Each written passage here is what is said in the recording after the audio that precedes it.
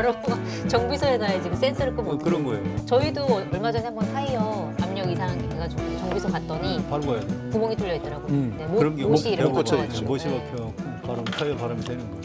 그러면 그럴 때 고속도로 가면 큰일 나죠. 공덕포차와 언제나 함께하는 하이트진로 감사합니다. 검증된 상품을 인터넷 최저가보다 저렴하게 판매하고 있는 쇼핑몰 마켓하니를 소개합니다.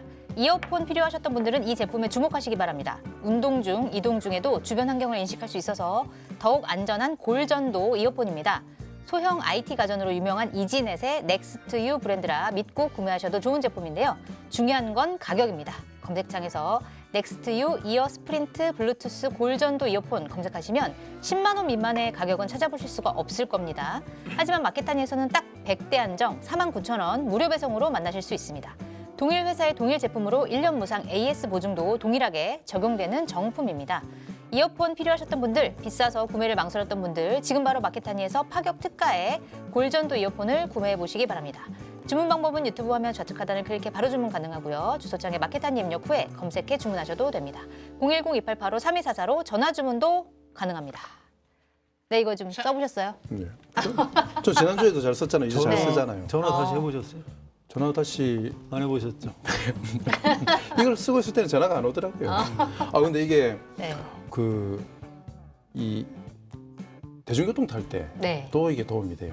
대중교통 그러니까 이게 탈 때. 이어폰 이거 딱 걸리지 꽂으면 않으니까. 꽂으면은 예를 들어서 뒤에 어떤 사람들이 되게 불편한 상황인데도 이게 이어폰을 꽂아서 그러면 자기 세계에 딱 갇혀 있잖아요. 그렇죠. 그 뒤에 무슨 일이 있는지 잘 모르잖아요. 근데 이게 있으니까 되게 주변 상황에 민감해지는 하더라고요.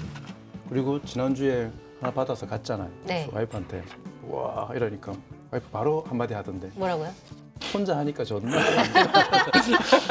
하나 사서 선물하시기 그래서 바랍니다. 자랑도 어설프게 하다가는 구입 바로 부구입. 예. 구입. 근데 되게 진짜 안전하고 네. 이어폰이 가지고 있는 장점이 분명히 있는데 네. 그러니까 음악의 그 사실은 음질은 좀 다르죠. 딱 막혀 있는 네. 거하고. 근데 그냥 뭐 뉴스를 듣거나 뭐 이럴 때는 막혀 있는 것보다 이게 훨씬 안전하니까. 요새 유튜브를 이어폰으로 많이 들으니까 맞아요. 화면 안 보고 이제 소리만 들을 때 네. 굉장히 유용하게 쓸 수 있다 이런 이 말씀이시죠. 좋은 걸 가지고 오늘 같은 선고를 들으면 신경질 나죠. 아, 선거 얘기 좀 이따 하도록 하고 예. 또 이해찬 전 총리가 예. 별세하셔가지고 두 분은 인연이 있으실 것 같아요. 어떠세요? 좀 짧게 말씀해 주시면. 예, 저는 오래됐죠. 취재원으로. 그러니까 재야운동 하실 때 뭐 몰랐고요. 네.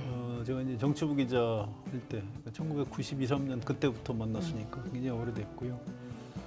근데 이분이 좀 안타까운 게 평소에 술을 너무 많이 드시고 맞아요, 그것도 좀 좀 많이 독한 거, 뭐 네. 화요 이런 거 얼음에다 이렇게 드시고 담배도 피시고 운동 안 하시고 아, 병원 안 가시고 네. 그러니까 이제 저렇게 갑자기 좀 불행하게 되더라고요.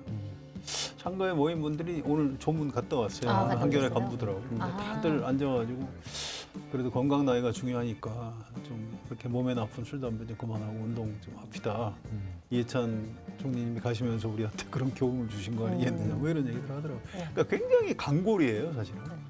그런데 역시 그 세월하고 이 독주 네. 맞아요. 하고 니코틴 앞에는 장사가 없다. 네.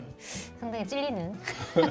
저는 사실 이게 직접적으로 같이 이렇게 모시고 일을 해보거나 그렇지는 않았는데 좀 2007년도에 대선 경선할 때 저는 정동영 그 후보님 쪽이었고 그렇죠. 예찬 후보님 있을 라이벌이었죠. 때 네.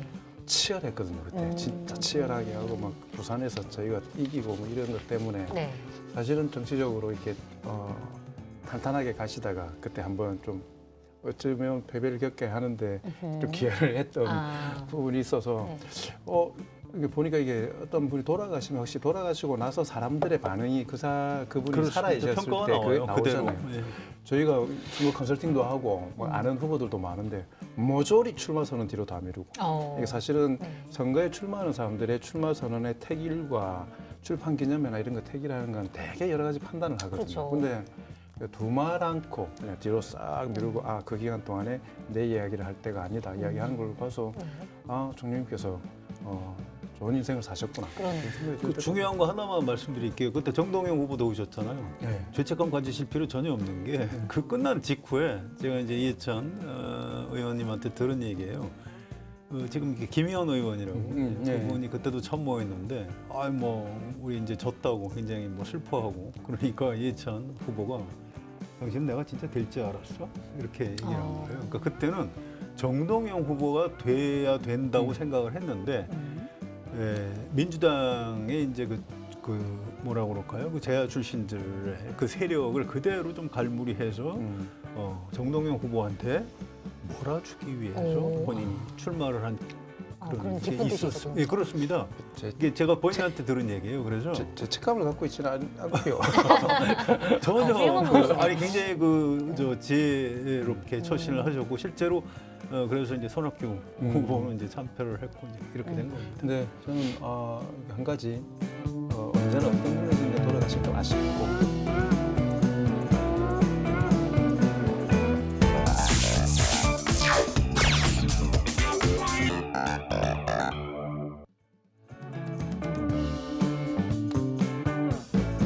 송채경호의 공덕포차 시작하겠습니다.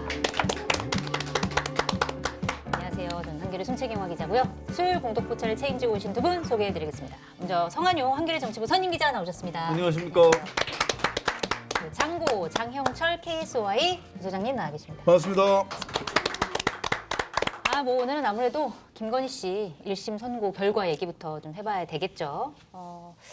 일단 징역 1년 8개월 나왔습니다. 굉장히 많은 분들이 많은 평가를 내려주실 것 같아요. 일단 오늘 이제 재판에서 혐의는 크게 세 가지였습니다. 도이치모터스 주가 조작 혐의, 자본시장법 위반, 그다음에 명태균 씨로부터 무상으로 여론조사 결과를 받았다라는 혐의의 정치자금법 위반, 그다음에 샤넬백이나 그라프 목걸이 받았다, 알선 수재 혐의 이 세 가지였는데 이 세 가지 중에서 두 가지 자본시장법, 정치자금법 위반은 무죄가 나왔고 알선 수재 같은 경우에는 일부 유죄 판결을 받았습니다. 자, 일단 처음부터 하나하나 좀 따져봐야 될 것 같은데 일단 자본시장법 위반 혐의에 대해서 무죄가 나왔는데 일단 도이치모터스 시세 조정 혐의 관련해서 다른 범죄자들과 공동 정범은 아니다. 하지만 방조 여부에 대해서는 우리의 판단 범위가 아니기 때문에 무죄다 이렇게 얘기를 했어요.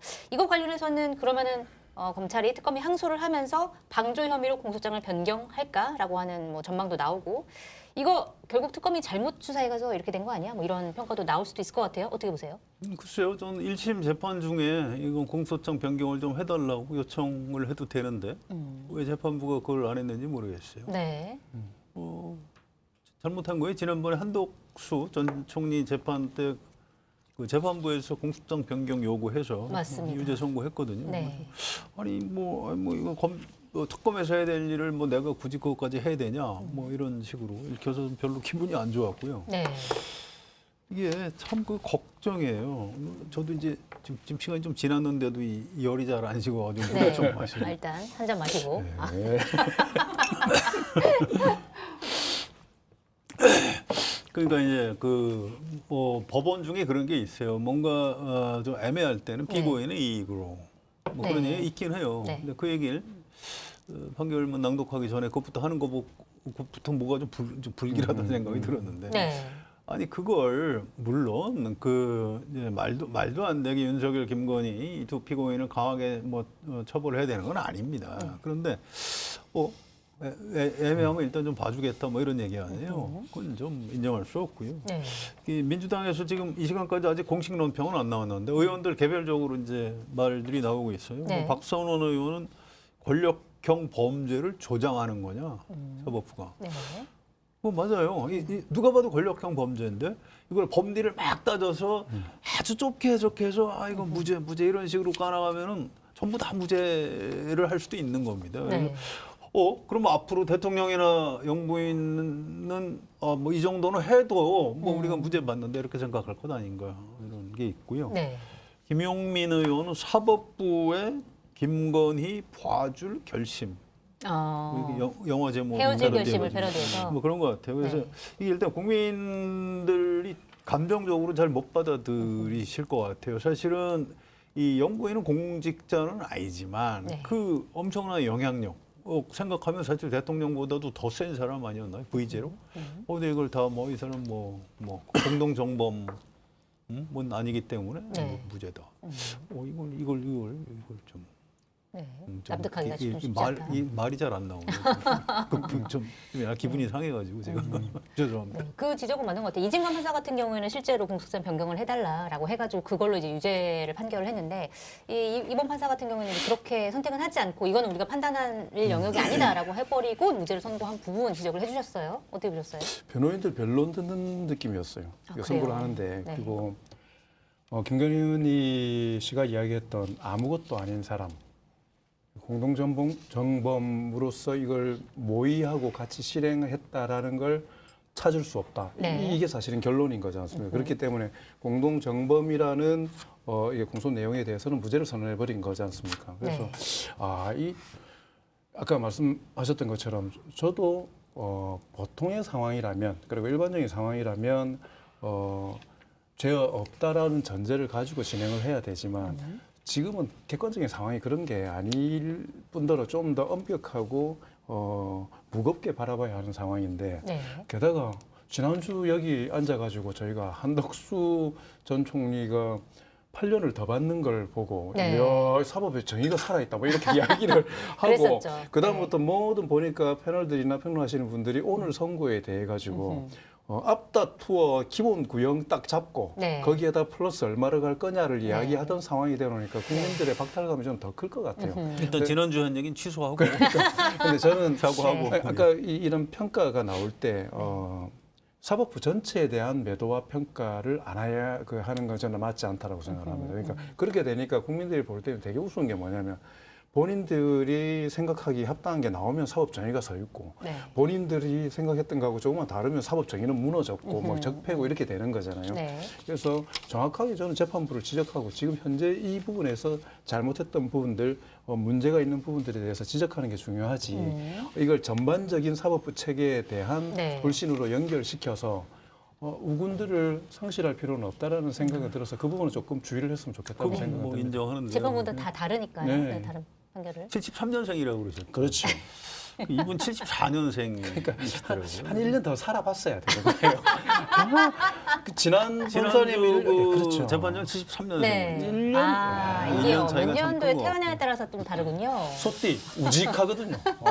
그 이분이 충북고 나오고 이제 서울법대 나오신 분이에요. 네. 뭐 여러 가지 뭐 신방도 있고 그런 분인데 아무튼 이걸 너무 엄격하게 했다. 이 재판 끝나고 그 김건희 피고인 변호사 최지우 네. 이분은 아주 뭐 웃으면서 정말 감사드린다, 재판부에. 재판부에 깊은 아니 감사를 나라 네. 찾은 사람처럼 이야기하는데. 네. 특검이 정치적 수사를 했다. 네. 항소 포기해야 된다. 네. 맞아요. 참 간이 배 밖으로 나오구나. 아니, 오히려 이럴 때일수록 담당 변호사면 머리를 숙여야 되는 거 아닙니까? 뭐 정중하게 뭐 또 어차피 2심 해야 되니까 뭐 일부는 또 유죄가 나오기도 했으니까요. 그렇죠. 뭐 그 부분 항소 여부 검토해서 뭐 철저하게 하겠습니다. 이렇게 이분 가만히 보니까 어디 뭐 출마하실 생각이 좀 있는 것 같아요. 그렇지 않으면 납득이 안 돼. 이렇게 국민의 제가 이 진동으로 말씀드렸어요. 이 진동으로 듣고만 와가지고 못 네. 봤는데 아까 뉴스를 보니까 밑에 자막이 변호인이 선고를 들으면서 눈물을 아, 그래요? 그것도 다른 변호사일 겁니다. 그러니까 어쨌든 그 어허. 변호 측에서 네. 그래서 지난주에 판사분이 울컥해서 가졌던 눈물과 야 오늘 변호인의 눈물 이 눈물의 차이가 현재 이 결과에 대한 반응을 확 보여주는 것 같아요. 그럼 정원 기자님이 이렇게 흥분하신 거를 좀 네. 아니, 평시에는 본 적이 없는. 저 건강에 나쁘기 때문에 네. 이게 또 2심도 있고 네. 왜냐하면 아까 이제 두 분 말씀하셨듯이 재판부가 다 똑같지 않거든요. 맞습니다. 그래서 그리고 지금 2심 특검에서 항소 예정이라고 하니까. 네. 항소해야죠, 당연히. 네. 그리고 이제 또 하나 약간의 위안을 드리자면 네. 김건희 재판이 이게 하나가 아니에요. 아직 더 많이 남아있죠. 아직 여러 척이 남아 두 개가 있어요. 두 개가 더 남아 있는데 네. 그 중에 하나는 뭐 통일교 교인 입당 네. 이건데 이거 이제 건진 법사한테 입당시켜달라고 요청. 이게 정당법 위반. 그래서 네. 뭐 별로 형량이 세지도 않고 이것도 재판장에 오늘 우인성 똑같은 부장판사예요. 그래서 재판. 이건 별로 기대 안 하셔도 되는데 네. 전혀 다른 재판장 이현복 재판장이 하고 있는 매관 매직 재판이 있습니다. 서희건설 회장 네. 사위 취업 없이 켜주고 그거 목걸이 받은 거. 네. 또 이배영 국가교육위원장 금거북이. 거북이. 네. 금거북이. 금거북이. 네.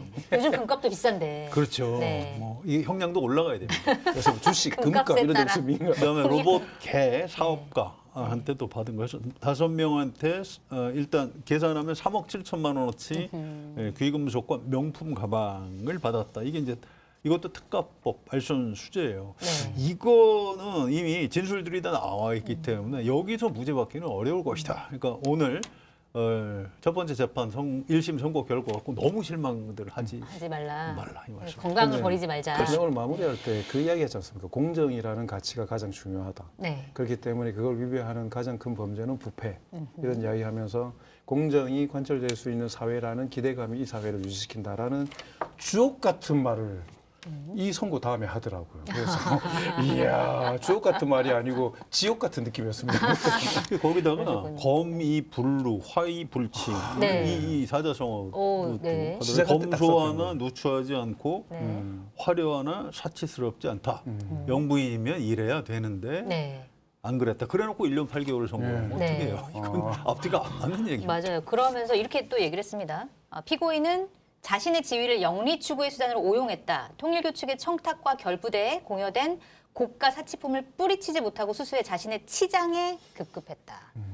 이것도 굉장히- 그러면 사실 공 하나 더 붙여야 되거든요. 형량에다가. 네. 근데 이건 좀 진짜 그럼에도 납득하기 불구하고 어렵습니다. 1년 그럼에도 8개월이라는 불구하고 형량. 뭐 봐주겠다 뭐 그런 근데, 얘기죠. 근데 진짜 치장이라는 표현 이게 아까 말씀하셨던 것처럼 권력형 비리를 대단히 단순한 사적 이익 추구로 변질시키는 단어가 저는 치장이라고 생각했거든요. 네. 그리고 상대가 저는 어쨌든 여성인데 그걸 치장이라는 걸로 표현이 되게 저는 이 가치 중립적이지 않은 표현이라는 생각도 들지만 네. 전반적으로 목적이 그렇구나. 이게 아까 말씀드렸던 것처럼 아무것도 아닌 여자가 사치에 빠져서 이루어진 일탈로 사실은 전반적으로 규정을 해버리는 거잖아요. 네. 조직적이거나 전략적인 부분들에 있어서 관여하지 않았고 그냥 받은 거예요. 그리고 잘 몰랐던 거예요. 네. 그냥 꾸미는 것만 관심이 있는 거예요. 이게 이런 식의 기조들을 잡아 나가는 게 이 본질을 제대로 보는 거냐. 이게 정확하게 김건희 씨가 목적했던 전략이지 않습니까? 네. 그렇죠. 네. 난 아무것도 아니고 몰라요. 미안해요. 저는 잘못했다고 생각해요. 남편이 대통령이 되어도 아내의 역할만 할 거예요. 이런 그 기조거든요, 사실. 네. 완벽하게 그 부분이 관철되는 재판부였기 때문에 분노가 더 커질 것 같고. 재판부가 넘어간 거죠. 네. 근데 재판부가 처음에 딱 선고를 시작할 때부터 사실 좀 이상하다 싶긴 했는데 왜냐하면 이렇게 얘기를 하고 시작을 했습니다. 권력자이든 권력을 잃은 자든 예외나 차별이 없어야 한다. 무죄 추정의 원칙이나 의심스러울 때는 피고인의 이익으로라는 원칙 이런 걸 언급했거든요. 근데 저는 그 대목이 특히 권력자든 아니든 이게 아니라 권력을 잃은 자든이라는 표현이 되게 권력을 잃은 자? 이거 무슨 의미일까? 뭐 이런 생각이 들었거든요. 그건 어떻게 좀 들으셨어요? 그럼 지금 권력을 잃었다고 보는 거겠죠. 뭐 네. 봐주겠다 그 뜻이죠. 봐주겠다는 뭘 뜻? 그 복잡하게 생각할 일은 아닌 것 같아요. 그냥 뭐 네. 되게 마음이 아픈 것 같아요. 권력 잃은 거에 대해서. 74 동정심이 되게 74년생의 특징인가? 아무튼 아니 이걸 이런 식으로 인간적으로 봐주기로 하면 그러니까 이 김건희 이 여사가 네. 머리가 아주 좋은 사람이잖아요. 원래 명태균 씨가 얘기했죠. 그 맹인 안진뱅이 장님과 맹인 안진뱅이 주술사가 주술사. 이제 김건희죠. 안전명이 장님 너무 힘든 상황. 그러네요. 안진뱅이 주술사가 장님 머리 위에 앉아있다. 그렇죠. 네. 그러니까 이제 그 대신 이제 잡고 칼을 이렇게. 쓰는 거죠. 네. 그래서 윤석열은 쉽게 얘기해서 바보고 김건희가 머리가 좋은 여자다라고 명태균 씨가 한 얘기인데 오늘 재판 결과를 보고 그런가 보다. 이 좀 다 싹 피해서 1년 8개월밖에 안 받았잖아요. 네. 야, 어쨌든 뭐 물론 이제 변호사를 돈을 많이 주고 샀을 수도 있고 뭐 운도 좋았을 거예요. 재판장을 잘 만났고. 근데 역시 김건희는 머리가 좋다. 그러니까 그때 학력부 풀리기 때도 뭐 이렇게 와서 뭐 이렇게 네. 뭐 사과하고 그래서 우리 국민이 속았잖아요. 네. 그 대통령 뽑아줬잖아요. 그렇게 속였는데 이번에도 나오면서 아주 아무것도 아닌 사람이 재판부가 넘어갔잖아요. 네. 그냥 머리가 아주 좋은 거. 그러니까 그 변호인의 표정과 네. 오늘 교도소에서 짓고 있을 김건희 씨의 표정, 야, 이 바로 잡혀지겠죠. 아직 이 네, 아직 이 열심히 기회가 기다려요. 바로 잡혀질 겁니다. 양평권도 있고 뭐 네, 제이특검도 맞습니다. 있고 아직 저희한테는 아직 기소되지 않은 것도 많을 겁니다. 전화 이런 12척이 남아 있습니다. 이러잖아요.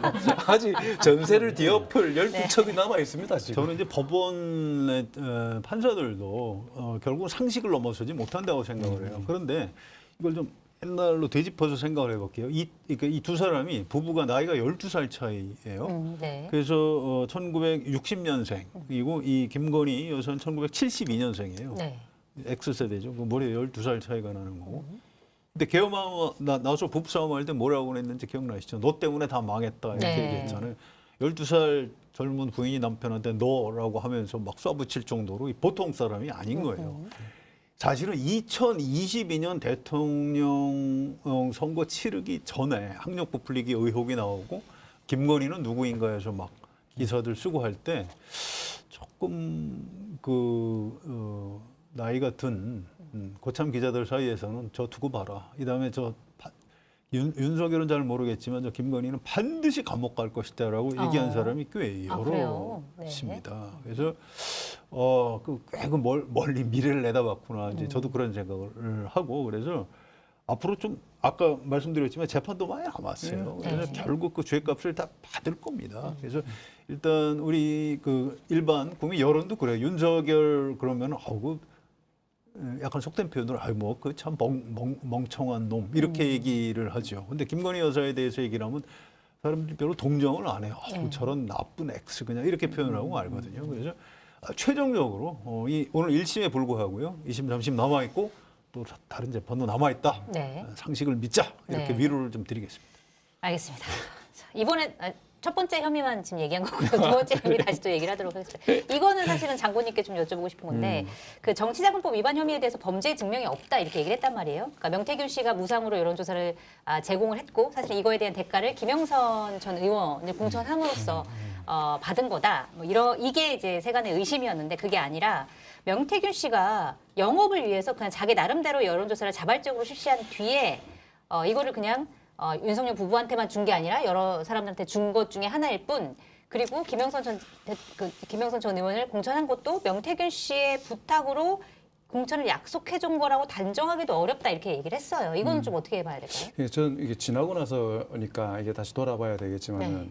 여론조사 결과를 제공했다는 측면에 방점을 맞출 게 아니고 대가성으로 무언가를 했나라는 측면에 더 집중을 했었어야 된다고 생각을 하거든요. 왜냐하면 네. 저도 여론조사 업체 있지 않습니까? 네. 그 여론조사에 있으면 영업적인 차원이든 아니면 저희가 정기조사 하지 않습니까? 정기조사 같은 걸 하는 이유는 뭐냐면 조사업체가 그걸 발표하면서 자기의 공신력들을 쌓아나가고 정보들을 쌓아나가고 데이터를 쌓아나가는 거고 네.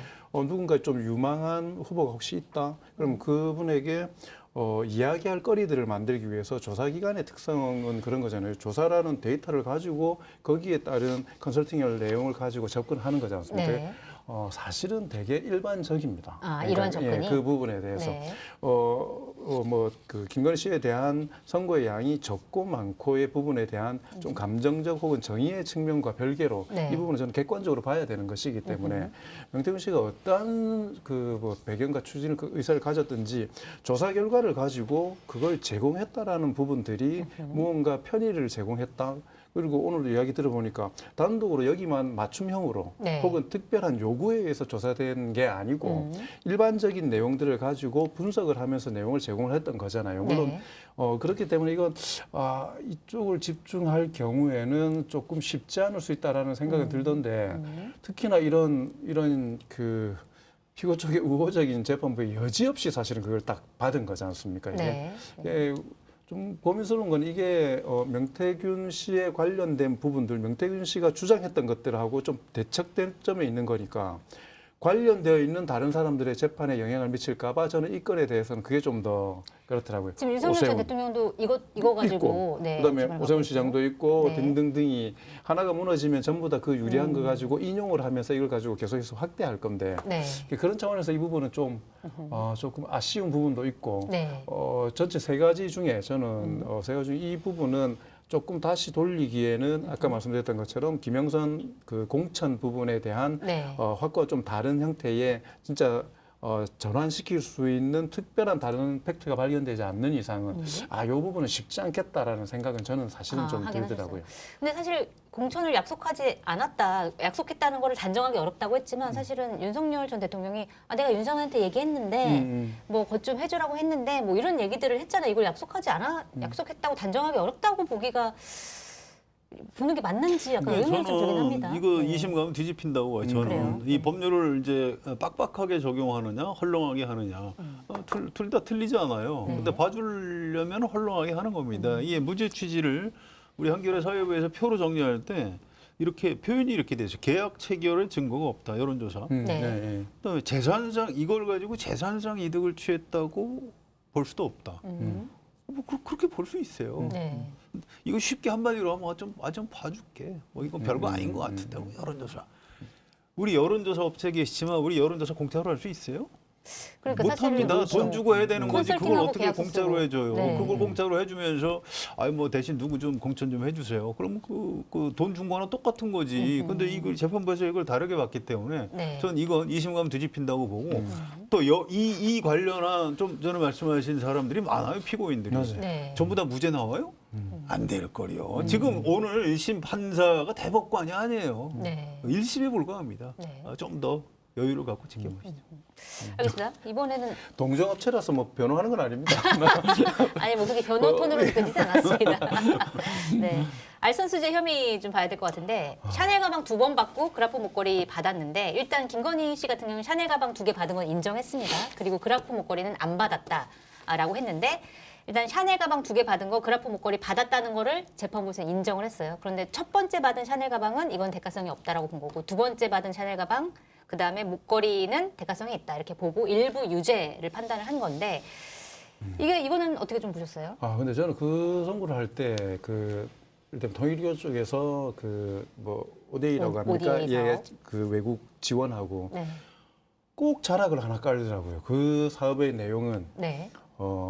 그 국가에서도 충분히 검토하고 진행할 만한 사업이었다라는 내용이 포함이 돼 있었지 않습니까? 네. 물론 이 부분에 대해 가지고 이거는 연결점들이 있다, 청탁의 요소들이 있고 그다음에 받았다는 부분들도 안 받았다고 하지만 그건 아닌 것 같다, 받았다. 이 부분에 대한 부분적인 인정은 있지만 그 궁극적인 목적인 이 청탁의 내용에 대한 정당성을 부여하려고 하는 이 톤들이 반영돼 있어가지고. 네. 세상 대부분의 민원들은 다 그만한 이유가 있습니다. 네. 다 의미가 있고 공공성이 다 있어요. 근데 그게 왜 민원이 되고 그게 왜 억지가 되냐면 그게 현재 시점에 있어서 제한된 자원의 우선순위로 갈 수 있느냐의 문제 그렇죠. 때문에 네. 이 우선순위를 조정하고 이런 데 권력이 작동하면서 통상적이지 않은 방법으로 우선순위가 되니까 문제인 거거든요. 그렇죠. 사업 자체가 다 좋죠. 외국도 없다는데 그게 무슨 문제가 있습니까, 그게. 근데 아까도 말씀드렸던 것처럼 헐렁하게 그리고 이걸 어쨌든 간에 무언가 여지들을 좀 주기 위한 논리적인 구성인 것 같아서 네. 뭐 유죄를 받았지만 그것도 좀 부족하기도 하고 기본적으로 관점을 그렇게 가는구나. 애초에 이야기했던 건 권력 이런 불쌍한 사람에 대해서 그 사람의 입장을 중심으로 나는 판결을 하겠다라는 그게 그냥 관철이 되는 뭐 일관성 있는 그런 거였던 것 같아서 네. 신경질 나더라고요. 그러니까 세상에 터무니없는 민원을 하는 사람이 어디 있어요? 다 경쟁자들이 있고 자격은 되는데 민원을 해서 계약을 따내려고 하는 거죠. 네.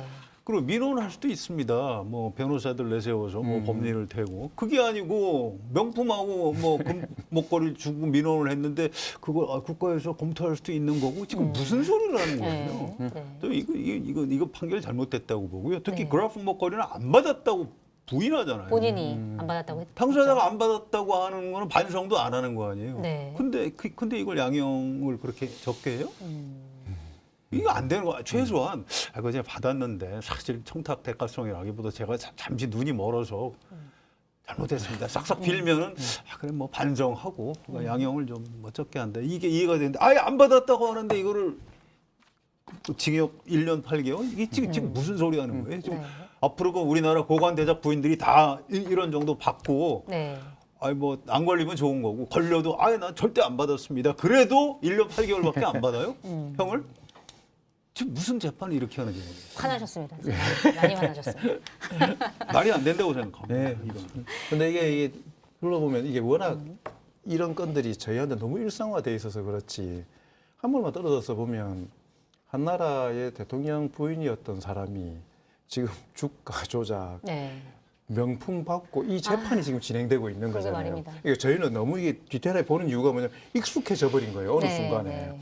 근데 이걸 한 번만 더 대한민국이 얼마나 우선 이제라도 정상화되고 있으니까 그나마 큰 다행이지만 그래서 제가 변호인이 나와서 감개무량하게 이야기를 하는 거 보면서 제일 먼저 이야기해야 될 것은 어찌되었건 간에 영부인 뭐 이름 잘 안 쓰지만은 대통령의 부인으로서 해야 될 지켜야 될 격을 못 지킨 부분들에 대해서 어찌됐든 송구스럽다는 이야기를 먼저 좀 이렇게 변호인이 대신해서 하는 방향으로 가야 되는데 정치 탄압, 정치 권력의 재판 개입. 네. 야, 진짜 독립운동도 이런 독립운동이 없습니다. 명품 받아 들고 독립운동하고 있는 사람이에요, 지금.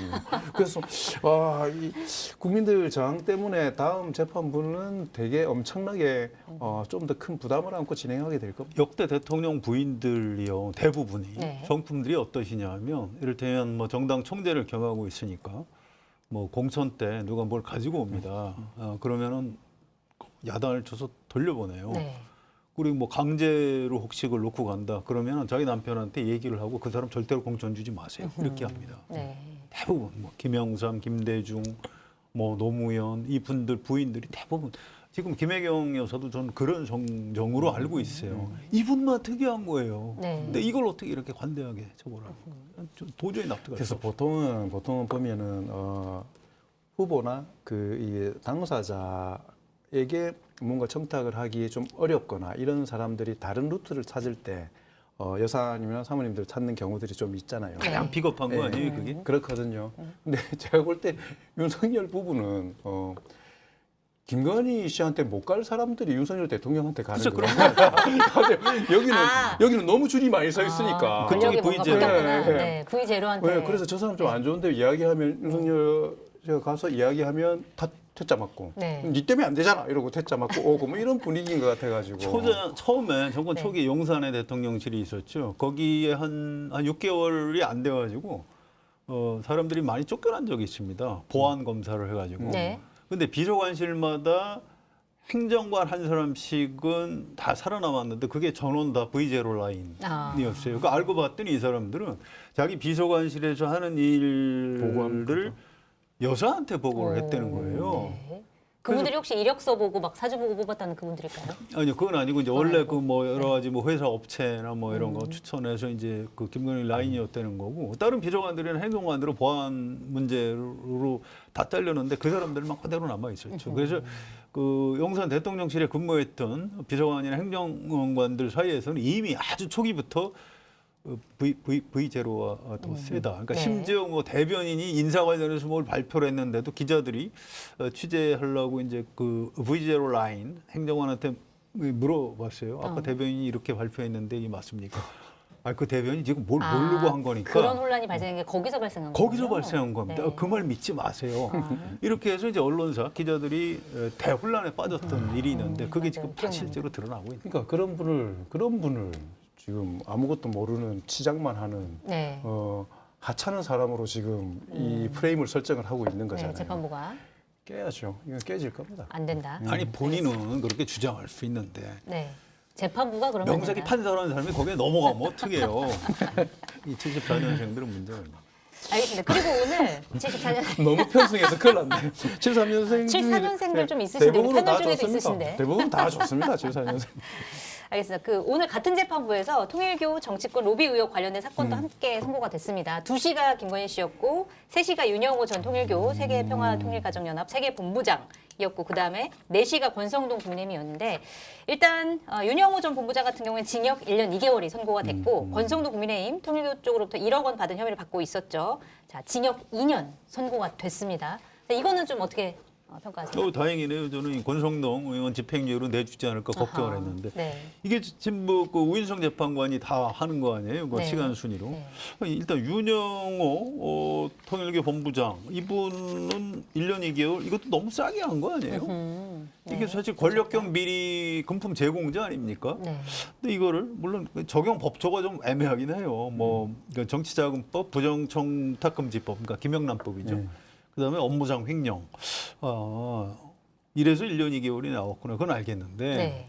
이 법률이 중요한 게 아니고 이분이 한 일이 있잖아요. 그 로비해서 이를테면 대통령 부인을 그 사치심을 이용해서 네. 타락시킨 측면도 있는 거 아닙니까? 이거는 1심에서 좀 엄벌을 해야 될 것 같은데 이게 너무 싸게 선고했다. 그리고 이런 증언도 생각이 왔다 갔다 들고. 하면서 좀 네. 헷갈리게 한 부분도 있고요. 이제 본인이 뭐 나는 통일교에서 나를 버렸다 뭐 이런 얘기도 하고 뭐 진술을 바꿨죠. 네. 그래서 굉장히 좀 질이 안 좋은 사람인데 뭐 그나마 권성동 의원 2년 나온 건 다행이네요. 이분은 절대 안 받았다. 네. 이 국회에서 작년 9월달에 체포동 의안 본회의 표결하는데 나는 절대 안 받았기 때문에 체포동 의안 가결시켜달라. 네. 내가 구속영장 나 기각될 거다. 이렇게 얘기했어요. 전 그 얘기하는 걸 듣고 아, 저 사람 구속이다 알았어요. 아니 실제로 구속이 구속 됐죠. 여부를 판사가 결정하는 거지 자기가 결정을 해요. 아, 난 100% 기각입니다. 체포동의안 가결시켜 주세요. 그 한 장면을 판사 입장에서 한번 생각을 해보세요. 당신이 판사요? 이렇게 되는 겁니다. 네. 그래서 사필 규정이다 사필 이것도. 규정이다. 네. 그렇게 생각합니다. 보니까 안 받았다는 부분은 다 유죄잖아요. 아, 그러네요. 그리고 목걸이 안 받았다는 것도 그러네요. 유죄고. 1억 원 안 받았던 건 유죄. 그래서 이게 세상 속일 수 없다라는 게 하나가 있는 것 같고. 그러니까 이게 통상적으로 보면 윤영호 씨 같은 경우에는 죄질이 안 좋잖아요. 안 좋죠. 안 보니까 좋습니다. 요즘 재판에서 가장 괘씸죄라고 하지만 괘씸죄는 근거 없이 그냥 이 감정적인 부분이지만 실제로 재판이나 법치주의를 흔드는 게 증거인멸이나 이런 거잖아요. 위증 그다음에 증언을 다른 것 때문에 이렇게 바꾸고 혼란스럽게 만드는 가장 그 정점에 있는 게 사실은 윤영호 본부장인데 네. 생각보다 좀 적다. 그다음에 그 부분 위증이나 그 부분에 대해서는 무죄고 나머지가 8개월, 6개월 해가지고 이렇게 나온 거죠. 그래서 이 부분에 대해서는 다시 한번 검토해볼 필요가 있다. 네. 왜냐하면 이 부분에 대해서 정확하게 짚어줘야 앞으로 헛소리를 못하죠. 앞으로 정치 혹은 자기의 안위를 위해서 엉뚱한 사람들을 털어내거나 혼란을 주는 걸 아는. 이 사람의 입 한마디 한마디 때문에 얼마나 많은 공권력들이 투입됩니까? 네. 그래서 이건 아주 세금 낭비를 막는다는 차원에서라도 이런 사람들은 되게 엄벌해야 된다는 생각이 들고 현역 국회의원에 대한 징역형 선고는 앞으로 유사한 경우에 있는 사람들에게 좋은 경고가 될 거라고 생각이 들기 때문에 네. 좋네요. 야, 근데 이런 거 하면서 참 세게 나오고 많이 받으면은 네. 통쾌하고 이렇게 해야 된다는 것도 참 좋은 일은 아닌 맞아요. 것 같네요. 네, 이게. 누군가의 뭐 네. 불행일 수 있는데. 그 지나고 나니까 지난주에 23년 와 하고 했던 게 야, 이게 지금 우리가 진짜 좋아할 참, 일이 아닙니다. 그렇죠. 아니죠. 우리 국민 전체가 당한 피해를 생각해보세요. 네. 또 지난주 선거 그대로 비상계엄 성공했다고 생각을 해보세요. 우리 지금 여기 앉아서 방송하고 있을까요? 잡혀갔을 수도 우리 있어요. 저 송채경 기자는 뭐 나이도 젊고 하니까 봐줬을 수 있는데 나이 젊으면 봐주나요? 저는 여기 있을 확률이 별로 없어요. 제가 말씀드렸죠. 그날 네. 밤에 전화해서 제 아는 사람이 전화 받네. 당연히 잡혀갔을 줄 알았는데.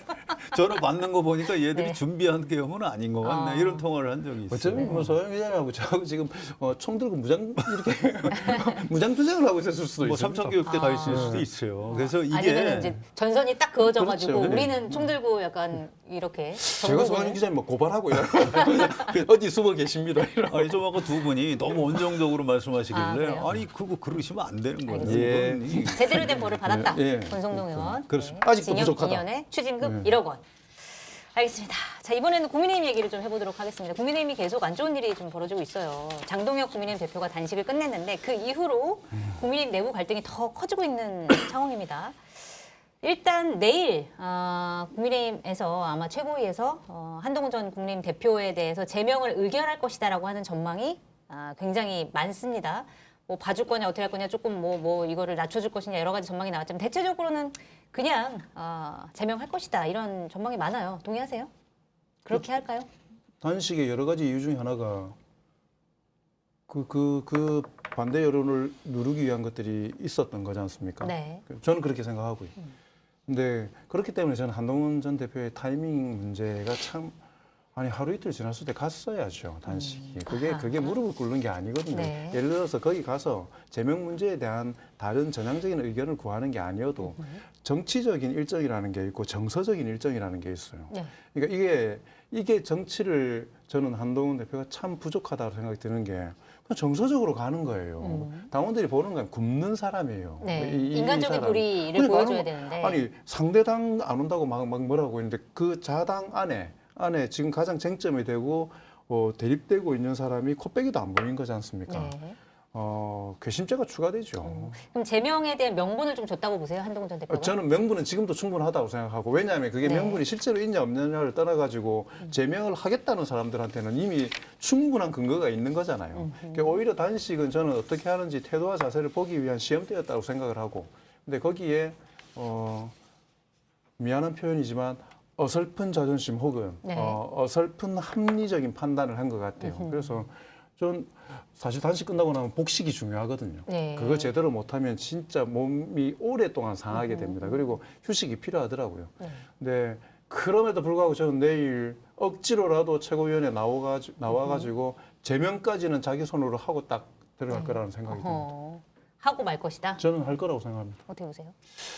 근데 이제 복식을 해야 되고 네. 그래서 조금 뭐 미룰 수도 있겠다. 왜냐하면 이제 서울의 당협위원장 20몇 명이 성명을 냈어요. 아니, 네. 제명을 뭐 한동훈도 문제가 있지만 그렇다고 제명이냐 이건 말이 안 된다. 또 오세훈 서울시장 네. 그렇게 입장을 냈어요 오늘. 그래서 이게 사실 그때 그 중앙윤리위에서 제명 결정했을 때도 그래서 단식한 거 아닙니까? 그 너무 당내 파장이 맞습니다. 크니까 이제 네. 핑계는 대여 투쟁이라고 하면서 단식 들어갔는데 사실은 지금도 상황이 달라지지 않았어요. 네. 네. 오히려 더 일반 상식을 가진 국민은 야 한동훈이 문제가 있는 건 알겠는데 그러면 이런 거예요. 일단 당원권 정지 옛날에 이준석 대표 6개월이었다가 1년 추가했죠. 그래서 네. 아예 탈당하고 개혁신당 만들었는데 아니 한동훈이 당원 게시판에 뭐 가족들이 뭘 쓴 거는 잘못했고 뺀질뺀질하고 사과도 안 하고 그건 알겠는데 그렇다고 제명을 해? 이거는 이상하잖아요. 그러니까 이게 장동혁 대표의 입장에서 네. 이제 우리 장고님이 이렇게 내재적 접근법으로 설명을 해주셨는데 저는 또 반대로 이제 한동훈 입장에서 네. 그 내재적 접근법으로 생각을 해보면 이렇게 해서 이거 제명을 한동훈이 당하면 이게 네. 상황이 끝날까요? 그렇지 않을 것 같아요. 어떻게 되는 거예요? 그러면? 이거 궁금합니다. 끊임없 그렇다고 집단 탈당할 것 같지는 않고 네. 그렇다면 이제 뭐 법원에 가처분 내고 뭐 계속 시끄러워지는 거죠. 이 지방선거 때까지 계속 이럴 것 같은데요. 네. 이걸 장동혁 대표가 과연 감당할 수 있을까? 음. 못할 걸? 아마 이러고 있는 것 같아요. 근데 네. 물론 이제 한동훈 전 대표가 아이 뭐 하려고 해봐. 이게 태도가 누가 봐도 문제가 있는 거죠. 그런데 원래 정치인들이라는 게 그런 거예요. 정치인이 사과할 때 진정성 있는 사과하는 거 보셨어요? 제가 정치 부적게 오래 했는데 네. 진정성 있는 정치인의 사과는 네.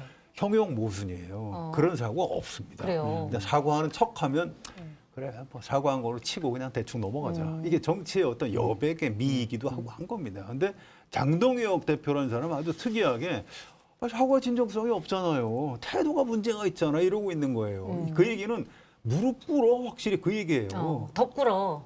그런 내가 거죠. 원하는 만큼 꿇어. 네. 뭐 이렇게. 그게 돼요? 안 되는 겁니다. 일단 부모 자식 간에도 애가 뭐 잘못했는데 엄마 잘못했어요. 그런데 너 진정성이 부족한 것 같아. 용서 안 해주자. 네. 아니 송채가 그렇다는 게 네. 아니고. 저는 용서해줍니다. 그렇죠. 근데 이게 정치인들도 이러면 안 되는 거. 이거 장동혁 대표가 이거 제명하고 나면 이 후폭풍 생각보다 굉장히 클 오, 겁니다. 그래요? 좀 더 두고 봐야 됩니다. 어허. 근데 저는 이게 뒤집힐 판이 아니라고 생각하기 때문에 네. 그러니까 이 한동훈 전 대표로 상징되는 그 구심이 선거를 앞두고 공천권을 가지고 있는 당 대표 그리고 어쨌든 지금 뭐 그 본인은 힘들었겠지만 네. 객관적으로 그렇게 조금 짧게 8일 만에 이렇게 끝났잖아요. 단식 이렇게 해가지고 뭐 그리고 박근혜 전 대통령이 네. 마지막에 도장을 출구, 찍어줬잖아요. 네, 출구를 마련했다. 이 사람 난 참 내가 믿는 당 대표다라는 걸 이렇게 보여준 상황에서 반발은 말씀하신 대로 있을 수 있지만 저는 그 반발이 조직되거나 당을 흔들 정도의 수준이 아니다라고 장동혁 대표는 판단을 했기 때문에 네. 오히려 외람된 표현이지만 당내에서 불순물을 걸러낸다라는 생각으로 흔들림 없이 저는 갈 거라고 생각을 합니다. 자, 그런데 한동훈 대표 입장에서는 아까 말씀하신 성환용 이제 기자께서도 그러니까 집단 탈당은 없을 것이다 이렇게 얘기를 했어요. 그럼 한동훈 전 대표가 그러니까 사실 의원이 아닌 상황에서 바깥에서 제명당하고 난 다음에 할 수 있는 선택지가 뭐가 있을까라는 부분에서는 사실 딱히 생각나는 게 없거든요. 뭐 신당 창당 뭐 안 한다라고 하는 뭐 보도도 나오고 있고 사실 할 만한 세력도 없어 보이고 무슨 일을 할까요? 유튜버하고 뭐 유튜브. 가처분 신청해서 유튜브. 법률가로서 떼어야죠. 아, 그 두 그 가지밖에 정도? 없습니다. 네. 제가 이게 비아냥거리는 게 아니고 다른 방법이 없어요. 이제 선거 국면입니다. 네. 뭐 할까요? 그럼 한동훈 대표는 이 선거 결과를 뭘 바라야 되죠? 국힘이 승리해가지고 장동혁 대표 지도부가 탄탄해지길 바라야 되나? 국힘이 망해가지고 보수 지역의 대정계 개편이 있어서 거기에 자기 틈이 나오길 바라야 되나? 선거 지원 유세오라고 하면 가야 되나? 되게 진짜 애매한 부분이네요. 지금 그러니까 네. 못 움직이는 거예요. 국민의힘을 사랑한다고 얘기했는데 네. 선거를 지라고 할 수도 없고 그렇죠. 그렇다고 자기가 뛰어들어 선거를 할 수도 그러면 없고 자기가 원하는 쪽으로만 간다, 원하는 네. 후보들만 뭐 선별적으로 갈 수 있잖아요. 한동훈 후보가 한동훈 전 대표가 지원할 만한 원하는 사람이 공천 받을 수 있을 것 같아요. 지금 상황에서. 그렇다고 안 움직이면 네. 결과는 뻔한 거 아닙니까? 지금 지방선거는 지금 정도로 가면은 국힘에 유리하지는 않을 것 같다는 게 현재의 예상이니까 책임에서 자유로울 수 있을 것 같습니다. 그 책임이 장동혁 대표에게만 갈 것 같습니다. 안 움직일 수도 없어요. 움직일 수도 없어요. 네. 그러니까 그렇기 때문에 한 번 착점을 잘못 놓으면 네. 이 틈을 막기가 어려운 겁니다. 어허. 그러니까 이럴 때는 아까 말씀드렸죠. 이번에 또 타이밍 놓쳤잖아요. 단식 때 딱 가가지고 열심히 할게. 쏘리. 이렇게 하고 나서 네. 지방선거에 막 돌고 대신 내 사람 좀 살려도 이렇게 가고 네. 아니면 그 전에 치고 나와버리든지 지금은 늦었다?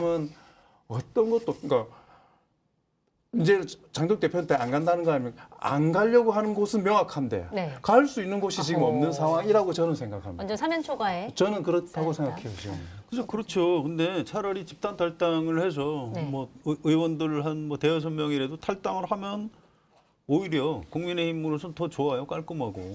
더 이게 다 나가 그냥 뭐 이렇게 그렇죠. 네. 근데 안 나가잖아요. 또 비례대표 의원들은 나가면 안 되니까 못 그렇죠. 나갑니다. 아, 네. 그러면 내부에서 계속 불길이 타오르는 거예요. 오히려 내부적으로 더 안 좋다. 그렇죠. 국민 입장에서는. 피할 방법이 없어요. 이게 우리 공덕포차는 김준일 평론가가 한겨레 칼럼을 썼는데 제목이 배신자 무간지옥에 빠진 보수예요. 저도 그 칼럼 재밌게 봤습니다. 네, 굉장히 잘 썼어요. 꼭 네. 한번 찾아보세요. 사실 배신자를 처단하는 이유가 있습니다. 왜? 큰 목표를 위해서. 근데 이제 박근혜가 유승민 이렇게 해서 네. 이제 국정 내가 장악해야 되는데 어디 원내대표가 함부로 너 배신자 처단했어요. 이런 식으로. 장동혁도 이제 한동훈 이거 뭐 윤석열 대통령한테 대들기는 하고 그래서 처단하겠다 이제 이렇게. 근데 지금 국민의힘 상황은 그게 아니고 하다 보니까 내가 이거 배신자를 왜 처단하는 건지 잘 모르고 배신자 처단 자체가 네. 짜릿짜릿하게 목표가 뭔가 막 되고 쾌감이 드는 거예요. 아하. 네. 그 두고 보세요. 한동훈 배신자 처단하고 나면 다음 배신자 또 찾아야 됩니다. 이미 고성국 씨가 지정을 했어요. 오세훈 다음 선생인가요? 오세훈이다. 아하. 지금 그쪽 책임당원들은 오세훈 재쫓아내고 나경원으로 가자 지금 이러고 있어요. 네. 막 자기들끼리 그리고 운동을 하고 있습니다. 끝도 없이 배신자를 찾아 나서는 거예요. 그 자체가 막 쾌감을 느낍니다. 이 사람들. 그게 굉장히 중증입니다. 이게. 네. 그래서 이거를 굉장히 오랫동안 정치판을 지켜본 보수 신문에서도 잘 아는 거예요. 그래서 김종혁 네. 전 최고위원을 탈당 권고. 탈당 네. 권고인가? 권유인가? 이거 탈당 안 하면 열흘 있다 이제 잘리는 거 제명되는 거 아니에요? 네. 조선일보의 사설 제목이 그거예요. 당 대표 모독죄로 징계한 게 1970년대 정당이 돼가고 있다. 네. 또 중앙일보는 뭐 반헌법적 발상. 네. 이게 김정혁 씨가 아마 중앙일보 편집국장 출신이라 그런 것 같은데. 그렇습니까? 예. 네. 정치부 기자 꽤 오래 했어요. 그다음에 편집국장도 했는데 굉장히 조선중앙이 사설을 강하게 썼더라고요. 맞습니다. 이야 이거 또 다른 분들 칼럼도 굉장히 많이 쓰고 있어요. 너네 이거 이러다 진짜 죽는다. 이렇게 계속 경고를 보내고 있는데 장동혁 대표 지지하는 국민의힘 안에 있는 이른바 당권파에서는 최근에 리얼미터 여론조사 막 올라가고 있는데 네. 그 조중도 순 엉터리다. 한국갤럽하고 전국지표조사 이거다 엉터리다. 네. 좀 이렇게 하고 있는 거예요. 네. 이거 약도 없어요. 그러니까 그거 좀 여쭤보고 싶었어요. 그러니까 리얼미터 뭘요? 여론조사 전문가에게 이 국민의힘 지지율을 보면은 갤럽 조사랑 예. 그다음에 리얼미터 조사랑 20% 포인트 가까이 차이가 납니다. 네. 갤럽 조사는 20% 초반대, 리얼미터 그렇죠. 조사는 30% 후반대 이렇게 차이가 나는데 이게 뭐 리얼미터 같은 경우는 ARS 자동 응답이고 그다음에 갤럽 같은 경우는 면접관이 전화 면접. 직접 전화를 하는 네, 거잖아요. 네. 그 차이일 뿐인 건지 이거 어떻게 좀 봐야 되나요? 저는 그 차이가 제일 크다고 차이가 생각하죠. 크다. 네. ARS는 기계지 않습니까? 네. 기계니까 부담이 없어요. 부담이 없다는 말은 뭐냐면 사람이 정당을 빨리 바꾸지는 못하지 않습니까? 네. 평생 국민의힘을 지지했던 사람이 갑자기 너무 싫으니까 민주당을 지지하기 잘 안 돼요. 그러니까 마음속으로는 국민의힘이 잘하기를 바라는 게 있는데 부끄러워서 말 못하는 사람들이 있는 겁니다. 근데 네. 기계잖아. 기계니까 이야기를 하는 거예요. 이렇게 그렇기 때문에 그쪽에서 국민의힘 그렇다고 해가지고 민주당을 다 지지한다고 해서 60, 70%가 나오지는 않잖아요. 민주당을 네. 지지하는 사람들이. 민주당은 어느 정도 선에 딱 가 있고 그다음에 국민의힘에 대해서도 기본적으로는 어쩔 수 없이 지방선거가 되면 또 비슷비슷하게 쟁점으로 싸우게 돼 있잖아요. 그래서 네. 국민의힘의 지지층들이 현재 국민의힘은 자기가 봐도 상식적으로 안 맞지만 국민의힘 이외에 대안이 없다라고 생각할 때 기계는 누른다는 거죠. 이렇게 어허. 부담 없이. 네. 그리고 대신에 그런 측면으로 보면 근데 누른다는 거는 되게 적극적인 거잖아요. 이렇게. 그러니까 정치에 관여가 낮은 사람들은 기계가 물으면 부담이 없다는 말은 뭐냐면 빨리 끊기도 좋다는 말이에요. 네. 그렇기 때문에 낮아요. ARS 같은 경우에는 정치적으로 관여가 높은 사람들, 네. 그다음에 숨어 있는 어느 편이든 간에 좀 샤이할 수 있는 현재 좀 불리한 쪽에 있는 정당의 지지율이 더 크게 반영될 수 있다. 네. 그래서 좀 높게 나오는 겁니다. 자, 과학적이죠. 오, 예. 여론조사 전문가 같았습니다. 전화 면접 조사 같았어요. 전화 면접 조사는 그 반대죠. 사람이 전화를 하는 거잖아요. 네. 사람이 전화하니까 참만 함부로 못 끊는 겁니다. 그리고 이 사람한테 내 부끄러운 이야기를 하기 싫은 거예요. 그러니까 지지정당 없음으로 빠지는 겁니다. 네. 주로. 그러니까 그 추세가 지금은 민주당이 잘 나가고 있으니까 민주당에 대한 지지는 ARS하고 거의 비슷하게 나오는데 국민의힘은 반토막이 나는 게 부끄러워서 말 못하는 거예요. 그러면 그게 샤이 보수가 숨어 있는 거라면 네. 면접 조사에서 숨는 거라고 네. 하면 그럼 국민의힘에서 지금 리얼미터 조사 결과를 가지고 우리 정당 지지율이 이만큼 높아라고 얘기하는 건 맞는 거예요? 맞는 판단이에요? 그러니까 이게 여론조사라는 게 그래서 어려운 건데 네. 본인은 유리한 대로 그 이야기를 하죠. 이 수치가 더 맞다라고 이야기를 하고.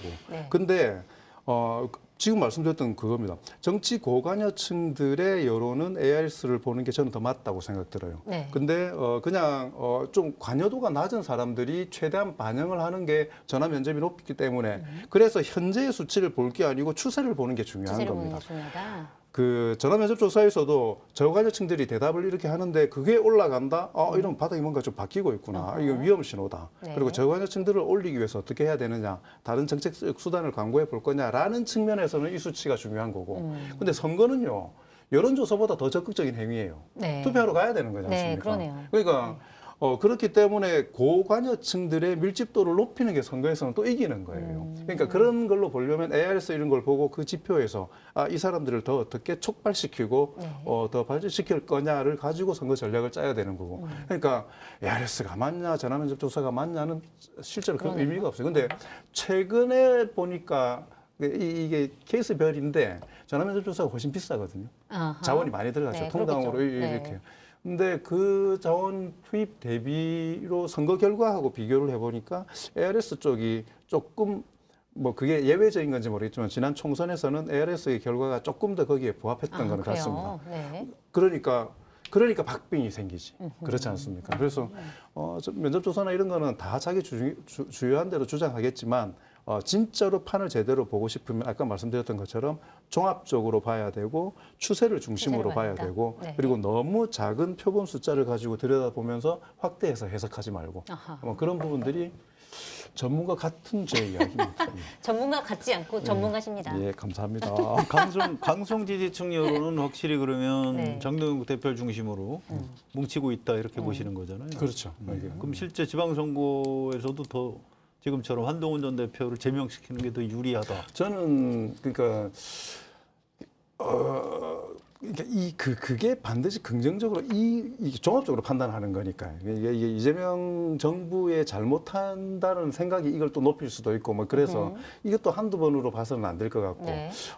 다음 주에 나올 저희 정기조사를 주요한 지표로 보면 될 것 같은데 이게 보니까 그 논리가 지방선거는 오히려 이제 투표율이 낮기 때문에 그 핵심 지지층이 이제 투표장에 나오기 맞습니다. 때문에 유리하다 그 논리인 거잖아요. 그러니까 그래서 선거에 대해서 기본적으로 이야기할 때 그거잖아요. 왼쪽에서 오른쪽으로 움직이거나 오른쪽에서 왼쪽으로 움직여서 선거가 좌우되는 게 아니고 위아래로 움직인다는 거잖아요. 이 사람들이 나올 것이냐 안 나올 지지층의 것이냐. 투표율이 사실은 제일 핵심적인 거거든요. 그래서 이게 뭐냐면 중도층이라고 물론 정치적 입장에 따라서 결정하지 못한 층이 있지만 중도층이 저는 여전히 선거에 있어서는 결정하지 못한 층이지 중도층이라는 별도의 가치 체계를 가진 층은 저는 아니라고 여전히 생각해요. 그건 그래서 없죠. 네. 그런데 그 결정하지 못한 사람들이 끝까지 투표를 안 하면은 그쪽이 좋아했던 정당은 손해 보는 거 아닌가요?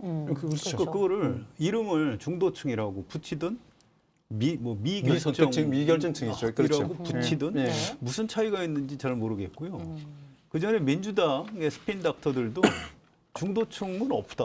네, 그냥 네. 우리 편을 많이 투표장으로 데리고 나가면 이기는 거다. 맞습니다. 이제 그 미국의 그 부시 참모들한테 이제 배운 그거라고 그래요. 2022년 대선 그러다 졌어요. 아. 그래서 그걸 지금 이제 일단 장동혁 대표의 국민의힘 열성 지지층들도 그 얘기를 하는 거예요. 그냥 우리 편을 많이 데리고 나가면 우리가 이긴다. 그럼 반대로 민주당 지지층은 거기는 열성 지지층만 투표장에 가나요? 전 그렇게 생각하지 않아요. 그 맞습니다. 미결정층이든 뭐 중도층이든 이름 뭐라고 해도 좋은데 이 사람들이 우리도 그래도 저쪽은 아닌 것 같아. 뭐 이렇게 하고 친구가 하나 민주당 쪽으로 갈래 그러면 그래 뭐 네 마음대로 해. 이런 것들 때문에 이 양당의 정치 한국화 지형에서는 그 미결정층이든 중도층이든 이 사람의 여론이 굉장히 중요하고 그걸 확보하지 못하면은 네. 전국 선거는 저는 진다고 봅니다. 그러니까 그 미결정층과 중도층이 결정을 하는데 저는 생각할 때 두 가지 새로운 정책을 양당이 지금 없던 정책을 새롭게 만들어가지고 그 사람들의 마음을 물론 행정수도 이전이나 큰 게 있으면 모르겠지만 거대한 의제를 가지고 그렇게 저는 이게 바뀌지 않는다고 생각하거든요. 네. 바뀔 수 있는 건 저는 두 가지 태도와 자세의 문제. 오만하냐 네. 아니면은 동정을 이끌어낼 수 있냐는 태도와 자세의 문제하고 그다음에 더 크게 움직이는 건 뭐냐면 당선 가능성이에요. 당선 가능성. 승리 가능성 때문에 되는 쪽으로 이렇게 가게 되어 있습니다. 결정하지 못했던 사람들은. 그렇기 때문에 성현 기자님 말씀처럼 당선 가능성이 높아 보이려면은 여론 관리를 해야 되는 거예요. 여론 지표 관리를 잘해야 되고 그러네요. 여론 지표 관리를 잘한다는 말은 너무 지나치게 극단적으로 자기 세력이 아니라 개방성과 포용성을 보여주면서 여론 지지층들을 높여 나가야 그게 당선 가능성으로 비추어지면서 선거에 인접하면 그쪽으로 붙는 겁니다. 근데 그 부분에 있어서 완전히 오판하고 있는 거죠. 그래서 제가 봤을 때는 장동혁 대표는 확장성이나 이런 부분들을 지금은 불가능하다고 생각하고 아까 이야기했던 것처럼 불순물을 걸어내고 딱 정제해가지고 이거 안 흔들리도록 하자. 그래야 내 지위가 흔들리지 않는다라는 게 좀 있는 것 같아서 네. 계속 쪼그러드는 판으로만 지금 가고 있는 것 같습니다. 네. 이게요 참 납득하기가 어려운 게 한동훈 전 대표 뭐 별거 아니다. 네. 저 제명시켜도 뭐 우리 당에서 이탈할 필요 별로 없다. 이렇게들 얘기를 많이 해요. 그쪽 강성 지지층 대변하는 사람들이. 그런데 참 이상한 게 총선 때 한동훈 대표 체제로 치렀는데 참패했잖아요. 네. 작년에. 그리고 나서 좀 이따 전당대회 할 때 당원들이 그 윤석열 때문에 진 거지 한동훈 때문에 진 거 아니다. 그래서 한동훈을 뽑아줬습니다. 대표로 당대표. 뽑아줬어요. 그러고 나서 이제 연말에 비상계엄이 있었죠. 그리고 윤석열 대통령 파면되고 대선 후보 경선을 했어요. 네. 근데 벌써 다 잊어버렸는데 경선에 김문수하고 한동훈하고 둘이 네. 올라가서 비율이 제가 숫자를 적어 갖고 왔어요. 네. 김문수 56%, 한동훈 43%예요. 어허, 네. 이 정도면 거의 반토막이 나는 겁니다. 네. 사실은. 네. 물론 이제 그대로 지금 한동훈 전 대표가 그대로 다 갖고 있는 건 아니라고 봐요. 그건 알겠는데 이 한동훈을 지지한 당원들이 그 정도 된다는 거는 또 이제 제가 아까 보수 신문 얘기했는데 당원은 아니래도 뭐 민주당은 왠지 싫고 우리 역시 우리나라는 이승만 박정희 보수가 좀 해야 돼 이런 사람들이 명분이 없어지는 거예요. 찍을 명분이. 찍을 명분이 네. 없어요. 그분들 투표 안 할 겁니다. 네. 그럼 전국 선거에서 전 진다고 보는 거예요. 그래서 오늘 아침인가 조선일보에서 그 칼럼을 누가 썼어요. 야, 이거 큰일 났다. 왜 큰일 났냐? 장동혁 대표나 송원석 원내대표가 정치 초보들이다. 그 이 사람 사람들 맞습니다. 평생 한 사람은 정우상 네네네. 네, 한 맞아요. 사람은 네. 평생 네. 판사다가 뒤늦게 1.5선밖에 안 되고 이 저 원내대표도 뭐 재경부 관료 하다가 뭐 뒤늦게 이게 한 사람이고 근데 보니까 민주당은 거기 뭐 대표부터 해서 전부 다 폴리티컬 뭐라고 해서 피가 정치 기본이 탄탄하게 네. 올라온 거의 뭐 사람들이 주로 정치 민주당에 AI 있고. 수준 그렇죠. 뭐 네. 이런 식으로 폴리티컬 맞아요. AI라고 폴리티컬 해요. AI. 근데 네. 그거는 물론 이제 조선일보 입장에서는 국민의힘이 걱정되니까 정신 차려라 이제 이거를 썼겠지만 그 꽤 일리가 있어요. 사실은 장동혁 대표나 한동훈 전 대표나 정호석 원내대표나 기존 정치 문법으로 지금 설명이 안 되는 일을 계속하고 있는 거예요. 네. 그 제가 요새 민주당 의원들 만나면 그렇게 인사를 합니다. 참 좋으시겠어요. 그게 결과적으로 좋을지 나쁠지는 알 수 없지만. 물론 알 수 없죠. 네. 그러다 또 이제 민주당이 오버하면서 역풍이 불 수도 있는 건데 네. 아무튼 이게 지금 제가 이 토론을 할 때마다 좀 답답함을 느끼는 게 국민의힘에서 벌어지는 장면이 너무 비상식적이기 그러니까요. 때문에 네. 이 설명, 분석, 전망 이게 잘 안 돼요. 좀 국민의힘 답답함이 내부적으로도 있습니다. 굉장히 이거에 대한 위기감을 느끼는 사람들이 많지만 사실은 지금 얘기 안 하고 있는 그냥 수면 아래에 있는 약간 그런 상황인 것 같아요. 그러니까 사실 내부가 비겁한 거예요. 그러니까 지금까지 그럼에도 불구하고 국민의힘이 지금까지 유지될 수 있었던 건 그 당이 유지될 수 있었던 건 그때마다 결집된 소장파들이 있었거든요. 네. 근데 지금은 너무 낮게이고 지금 소장파가 소장파 있긴 없고, 합니다. 뭐 그러니까 대안과 뭐 미래가 있긴 한데 이렇게 움직임이 그렇게 그렇죠. 활발하진 아, 않은 것 네. 같습니다. 그분들이 저기죠. 그 비상겸 12월 3일 날 사과했던 미루다가 그분들. 미루다가. 네, 한 그분들 보니 몇 20, 면이 30년 개성이 정도. 너무 약하셔. 아 그래요? 좀 투쟁이죠. 세게 이렇게 투쟁해야 리더십이 되는데 그런 사람이 리더십이 없어요. 없죠. 제가 그 안에서도 그 아는 분들 많은데 그 안에 폴리티컬 AI가 있어야 되는데 없다. 너무 지금. 순하세요. 면면이 사람들 참 좋으시고 조금 더 네. 목소리를 높여야 되는 겁니다. 알겠습니다. 자 이번에는 더불어민주당 얘기를 좀 해보도록 하겠습니다. 지금 정청래 더불어민주당 대표가 깜짝 합당 제안을 한 이후로 당내가 굉장히 시끌시끌합니다. 지금 민주당에서는 내부적으로 불만이 좀 터져나오고 있고 조국 혁신당은 혁신당 내부적으로 지금 우리를 흡수합당하려고 하는 거 아니냐라고 하는 이제 불만이 나오고 있는 상황인데 일단 민주당에서 보는 시각은 크게 이제 지방선거를 앞두고 이게 우리한테 유리하냐 불리하냐 그 얘기를 하는 것 같아요. 일단 불리하다고 보는 사람들은 조국 혁신당이 민주당보다 왼쪽에 있기 때문에 같이 합당을 하면 중도층 잡기가 쉽지 않지 않겠냐 뭐 이런 얘기들을 하고 있고 아니면은 이쪽에서는 긍정적으로 본 사람들은 범 여권 통합하는 거니까 결집 효과가 있지 않냐 더 좋을 것이다 이렇게 보는데 어떻게 좀 평가하고 계세요? 두 가지 다 일리가 있죠. 지금 논쟁이 진행 중인데 이해찬 전 총리가 돌아가시는 바람에 네. 논쟁이 한 일주일 정도 뒤로 미뤄졌습니다. 이번 주에는 그 얘기 잘 안 하는 분위기고요. 네. 결국 다음 주로 넘어가는 것 같은데 이게 정청래 대표가 무슨 엄청난 뭐 빅픽처가 있어가지고 네. 뭐 이거 합당을 제안했냐? 저 그렇게 보지는 않아요. 그래요? 합당 당연히 해야 되는 거 아니야? 그냥 이렇게 생각하고 던졌는데 하필이면 왜 그 시점에? 그거야 뭐 지방선거 전에 전에 못하니까. 합당하려면 지금 맞아요. 해야죠. 맞아요. 그럼 맞는 거. 그러니까 정청래 대표 말은 이렇게 의심하고 분석하고 따지시면 오히려 틀리고요. 맞아요. 그냥 말 그대로 그럼 대충 이 진실을 얘기하는 스타일이에요, 그분이. 그래서 네. 있는 그대로 해석하면 되고요. 네. 그래서 약간 당황하는 것 같아요. 아니, 나는 그냥 합당하자고 했는데 당원들이 왜 이렇게 화를 내시나? 합당에 대해서 이야기해 보자고 한 거죠, 사실. 그게 엄밀하게 그거. 말하면. 아니에요. 사실 근데 합당하자는 사실은 겁니다, 그게. 이야기해보자는 아니었고 엄밀히 말하면 조국 혁신당 합당합시다 이렇게 얘기를 했습니다. 그거는 사실은 좀 잘못 얘기했다고 저는 생각해요. 자 이제 민주당 합당을 얘기해봅시다 이게 아니라 처음에 딱 합당합시다 해버리니까. 그 당원들이 화가 난 게 네. 당원 주권주의라며 왜 당신 마음대로 결정해? 이 당의 주인은 우리입니다. 네. 이게 대표 마음대로 하는 당이 아닙니다. 라고 하고 있는 거예요. 네. 합당 자체를 반대하는 건 아닙니다. 그래서 다음 주에 당원들 논쟁이 어떻게 전개될지 조금 더 지켜봐야 될 것 같습니다. 저는 유리하다고 생각하죠. 유리해요. 네, 왜냐하면 이번 선거가 중도, 진보, 보수 이렇게 이야기하지만 기본적으로 이번 지방선거는 이재명 정부에 대한 평가예요. 네. 이재명 정부에 대해서 우호적인 사람은 무조건 민주당 찍는 거고요. 이재명 정부에 대해서 부정적인 사람들이 사실 네. 이쪽으로 찍는 걸로 1년 이내에 하는 선거이기 때문에 그렇지 않습니까? 조국혁신당이 다양성도 가지고 있지만 기본적으로 조국혁신당을 선명한 야당으로 보는 사람이 어디 있습니까? 조국혁신당은 이재명 정부와 궤를 같이 하는 곳이에요. 네. 같이 하는 곳이 같이 하는 걸로 뭉쳐지는 겁니다. 그렇기 때문에 통합이나 이런 부분들로 저는 보일 거다라고 생각이 되고 플러스 요인들이 저는 더 많을 거라고 생각이 들어요. 대신에 지역별로는 차이가 있습니다. 지역별로. 아 그리고 통합이라는 게 보이는데 더 유리한 부분들은 뭐냐면 정부 입장에서 봤을 때는 네. 호남 지역이 지금대로 가버리면 조국혁신당과 민주당이 뭐 전면적으로 붙지는 않겠지만 지역적으로 되게 날카로운 상황이 돼버릴 겁니다. 지난 총선에도 그런 발언들이나 이런 게 서로 되게 날카롭게 해서 같은 편인 줄 알았더니 뭐 이렇게 하는 감정적 골까지 깊어가잖아요.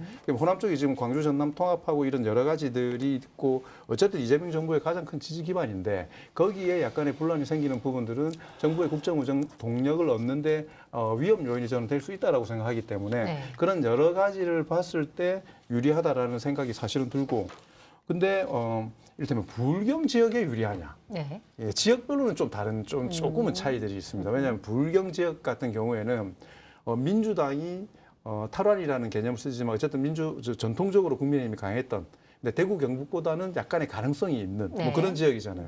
그럼 거기에는 국민의힘 지지층들이 민주당이 아니고 이쪽에 결집시키기 위한 거리들이 필요한 상황인데 네. 지금 국힘은 그 거리들을 제대로 못 주고 있는 거잖아요. 그럴 때 조국 대표 혹은 조국 혁신당 봐라 라고 이야기하는 거리가 되기 때문에 그렇기 때문에 부울경이나 이런 데는 후보 전술이 되게 중요한 겁니다.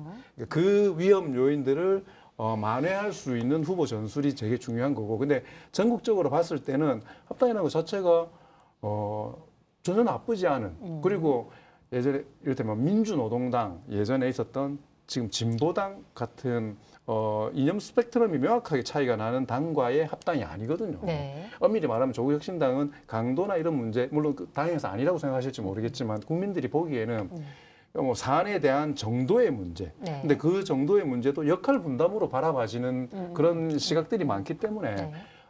저는 뭐 저항감보다 디테일한 저항감들은 있을 수 있겠지만 합당 자체는 어쨌든 지방선거에서 여권에 유리하게 작동할 수밖에 없는 거다. 그렇기 때문에 빨리 합당을 해야 되니까 지금 타이밍에서 이야기가 된 거라고 생각합니다. 그러면 두 분 다 정청래 대표가 지방선거 승리 이후에 본인이 예를 들어 당대표를 재선을 하기 위해서 세력을 끌어모으는 과정 중에 하나였다라고 하는 그 빅전은 동의하지 않는다. 아니 그러니까 네. 저는 그게 답답한데 네. 합당을 했을 때 정청래 대표 개인에게 무슨 이점이 있습니까? 그러니까 이렇게 분석하는 사람들 저희 분석은 아닙니다만 네. 근데 조국 혁신당을 그렇게 생각하시는 것 같은데. 아니요. 조국 혁신당을 데려와서 네. 그 조국 혁신당의 당원들을 이제 자기 편으로 만든다. 조국 뭐 약간 이런 혁신당의 것 같아요. 당원들은 왜 정청래 대표를 지지해야 되죠?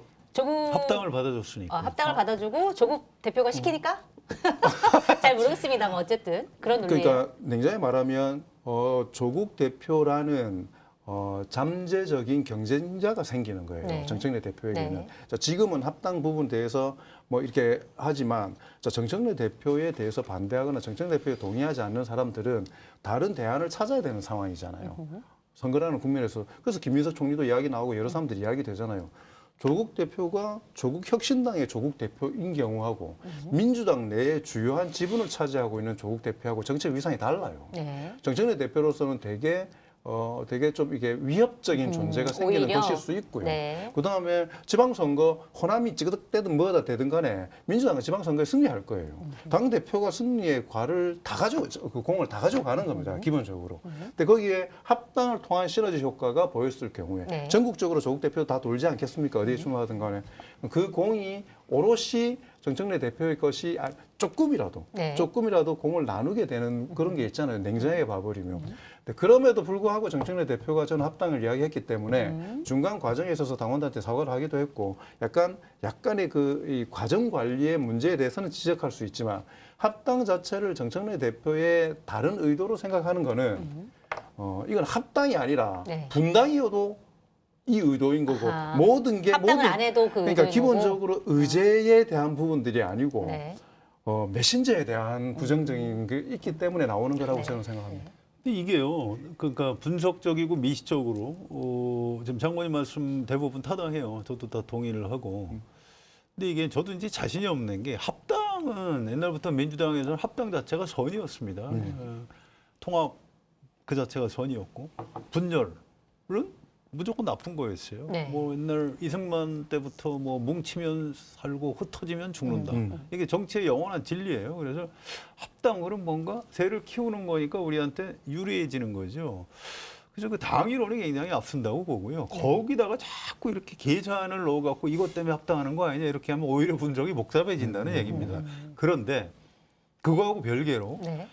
거시적이고 귀납적이고 역사적인 사례를 갖고 보면 실제로 전국 선거에 합당이 꼭 유리했냐 그게 묘하게 꼭 그렇지는 않아요. 결과가 이게. 그렇게 꼭 나온 건 아니었다. 그런 건 아닙니다. 몇 가지만 예를 드릴게요. 그러니까 2002년 대선 때 노무현 정몽준 후보 단일화에서 덕을 많이 봤는데 그때 대선 후보 토론 끝까지 한 사람이 권영길 민주노동당 후보입니다. 그래서 노무현 보다 왼쪽에 권영길이 있으니까 저기는 좀 과격해 보이고 그 이미지는 그쪽에서 가져가고 네. 사실은 노무현 후보가 되게 과격한 사람인데 아하. 물타기가 됐군요. 이미지 그런 물타기. 효과가 있었던 거고요. 그게 참 묘한 거예요. 그다음에 2012년 대선 때 박근혜, 그다음에 통합진보당의 이정희 후보, 문재인 이렇게 있었는데 이정희 후보가 막판에 토론 3번 중에 2번 하고 사퇴해 버렸어요. 네. 당신을 떨어뜨리기 위해 나왔다 하고 맞아요. 하고 박근혜 후보에게. 사실상 네. 문재인 후보 지지 선언을 하고 사퇴했는데 오히려 역풍이 불었어요. 그 당시 조사를 보면. 네. 저 이정희 민주노동당 저 사람은 굉장히 그 과격한 사람인데 저 문재인하고 같은 패거리네. 뭐 이런 겁니다. 네. 이게 총선도 그런 게 있어요. 2016년에 지금도 참 안 잊어버려요. 그게 이 국민의당 안철수 거기하고 민주당하고 이게 이 갈라져 있었기 때문에 네. 이게 총선 참패한다 했는데 물론 이제 그것 때문에 새누리당에서 공천 파동도 일으키고 했습니다만 묘한 게 호남을 안철수의 국민의당이 다 가져간다. 그러니까 동교동계도 다 그리 갔었거든요. 그렇게 되다 보니까 이쪽 부산, 경남, 울산 이쪽에서 그럼 민주당이 저기 호남당이 아니네. 이제 이렇게 해서 그쪽에서 의석을 좀 더 얻었어요. 네. 총선 때. 네. 그런 효과가 있더라는 겁니다. 그래서 이제 한석 차이로 일당이 됐고요. 2020년에 더불어민주당이 비례정당하고 합쳐서 180석 얻을 때도 정의당이 있었고 열린민주당도 있었어요.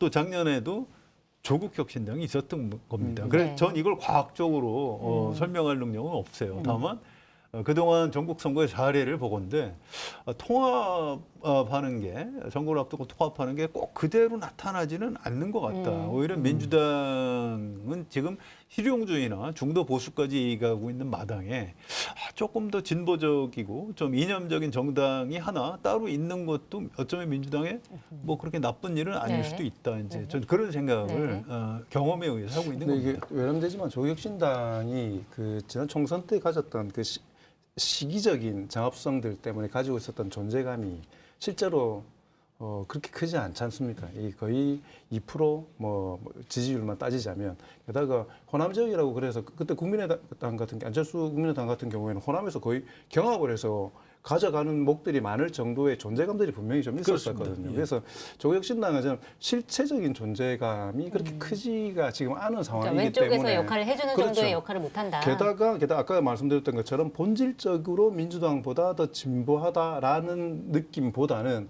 아까도 말씀드렸던 것처럼 역할 분담 개념으로 저는 보이기 때문에 이게 합쳐지는 거는 그냥 어쩌면 여기 내부에서의 큰 관심사 그리고 호남이나 이런 지역적으로 가질 수 있는 갈등의 요인들이 내 쪽으로 이게 흡수가 돼버리는 것이기 때문에 내외적으로는 되게 통합된 느낌들을 가져가고 그리고 어쨌든 새가 불려지는 거잖아요. 저는 장동혁 대표 단식의 이 가장 좀 불운의 뭐냐면 좀 두 가지라고 생각하는데 네. 코스피 5천 네. 그날 5천 갔거든요. 네. 게다가 거기에서 이준석 대표가 그 전날 와가지고 공동투쟁만 안 이렇게 탁 진짜 우리 한번 해봅시다 이렇게 이야기하고 있는데 이게 합당 이야기를 해버리니까 이 공동투쟁이라는 게 네, 사실 사라져 강도가 버렸죠. 확 떨어져 버렸잖아요. 네. 그러니까 그런 부분에 있어서의 전략적 위치들은 저는 되게 좋았었다라고 생각을 하거든요. 그래서 근데 문제는 뭐냐면 당과 시대의 이해관계와 개인의 이해관계가 다른 딱 분들이 있습니다. 그냥 깨놓고 말하면 당직자분들. 어쨌든 당이 두 가지가 합치면은 네. 또 그 당에 있는 전체적으로 다 승계해야 마땅하지만 거기에서 조정의 부분들이 이게 작은 부분이 아니거든요. 그 다음에 저는 초선 의원님들이 지금 막 민주당 초선 의원들이 되게 크게 반발하시고 하고 있지만 어찌 보면 재선 3선에 비해서 지역적인 뿌리가 얕을 얕기 수밖에 없지 때문에. 않습니까? 그러면은 지금 비례대표 12명의 인지도 높은 의원군들이 들어오는 겁니다. 이쪽으로. 네. 어디 지역으로 할지 몰라요. 그러니까 이런 부분들 때문에 네. 저는 그게 나쁘다, 개인적으로 싫다 이런 게 아니고 정치인으로서는 당연한 경계의 목들이 있다고 생각합니다. 그렇기 알겠습니다. 때문에 저는 여론조사를 하거나 투표를 들어가면 당원이나 지지자들은 압도적으로 찬성할 거라고 생각합니다. 조금 더 알겠습니다. 두고 봐야 네. 돼요. 이게 명분이 너무 없어요. 사실상 162대 지금 10인가요? 네. 이거 누가 봐도 흡수합당이지 않습니까? 근데 이게 지금 조국 혁신당 입장에서는 그냥 우리 흡수합당 할래요. 말을 그렇게 못하죠. 정당법에 흡수합당 아니면 신설합당. 아니 그러면 조국 혁신당하고 민주당하고 합쳐서 제3당을 만들어요? 당명도 바꾸고? 뭐 이게 말이 되는 거예요? 우리 국민 다수 입장에서 생각을 해보세요. 그래서 의외로 그런 걸림돌이 있고 또 굳이 합당을 하면 좋지만 뭐 안 해도 지방선거지고 국민의힘 저 모양을 보니까 이길 것 같은데 뭐 꼭 무리할 필요 있어? 이런 얘기들도 의외로 많이 합니다. 그래서 이 논쟁을 조금 더 봐야 될 것 같다. 네. 좀 약간 두 분의 신중론으로 의견이 굉장히 얘기하고. 팽팽하네요. 합당에 대해서는 합당의 결과가 좋을 것이냐 안 좋을 것이냐 여러 방면으로 좀 생각해 볼 수 있을 만한 얘기였습니다. 아 마지막 질문 하고 싶은 게 있었는데 시간이 너무 많이 지나가지고 뭔데요?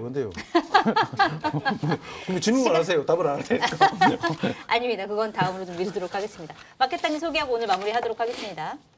검증된 상품을 인터넷 최저가보다 저렴하게 판매하고 있는 마켓단이 쇼핑몰에서 운동 중, 이동 중에도 주변 환경을 인식할 수 있어 더욱 안전한 넥스트유 이어 스프린트 블루투스 골전도 이어폰을 소개합니다. 가격이 정말 훌륭한데요. 10만 원 미만으로 찾을 수 없는 제품을 마켓단이에서는 딱 100대 한정 49,000원 무료 배송으로 만나실 수 있습니다. 동일 회사의 동일 제품으로 1년 무상 AS 보증도 동일하게 적용되는 정품입니다. 주문 방법은 유튜브 화면 좌측 하단을 클릭하시거나 포털에서 마켓단이를 검색하셔서 주문하시면 됩니다. 네. 사실 어제 방송도 그렇고 오늘 방송도 그렇고 합당 얘기에서 굉장히 치열한 토론들이 그래요? 지금 이루어지고 있습니다. 뭐 어떻게 될지 좀 지켜보도록 하고 오늘 공덕부차 여기서 마무리를 하도록 하겠습니다. 저희 공덕부차 매주 화수목밤 9시에 방송하는 거 아시죠? 저희는 내일 밤 9시에 다시 찾아뵙도록 하겠습니다. 감사합니다. 좋습니다.